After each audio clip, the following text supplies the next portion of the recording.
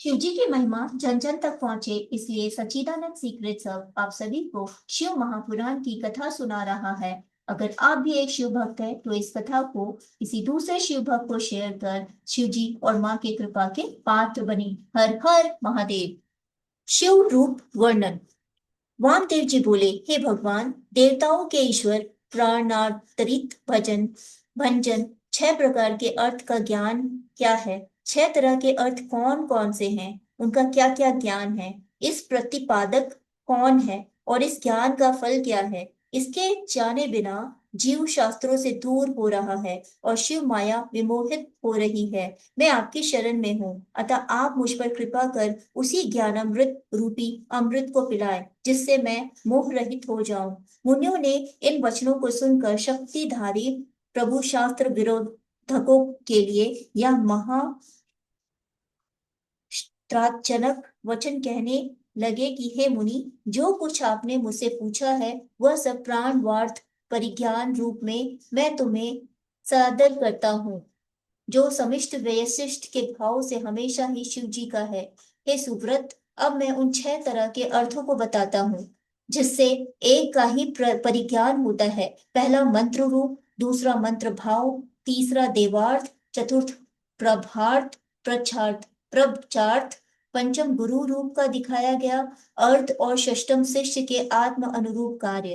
पहले उस मंत्र रूप का वर्णन सुनिए, जिससे व्यक्ति ज्ञानी हो जाता है। उसका पहला स्वर आकार है, उसके बाद पांचवा ओंकार पड़ता है और उसी प्रकार परवर्त का अंत मकार, यही बिंदु और नाद है। इन्हीं पांचों को वेद में ओंकार कहा गया है।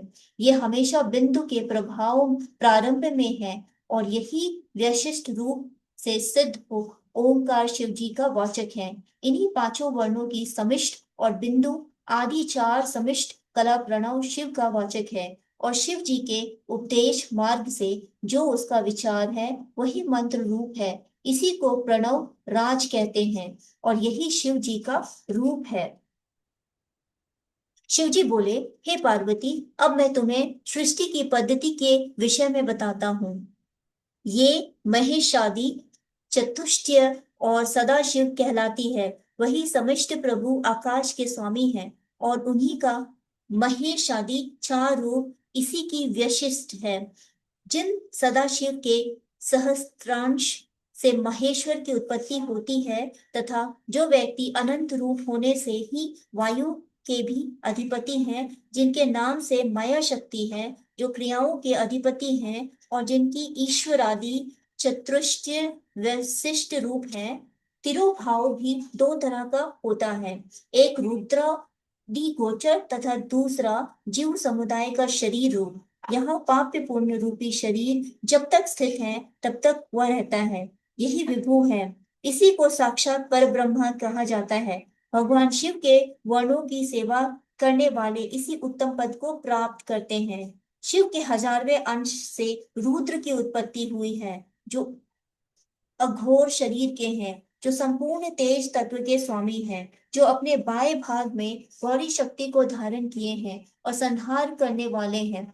वही शिव जी सृष्टि से मुक्त होकर लीला करते रहते हैं। शिव शंकर ही सर्वशक्तिमान है, यही सार रूप है।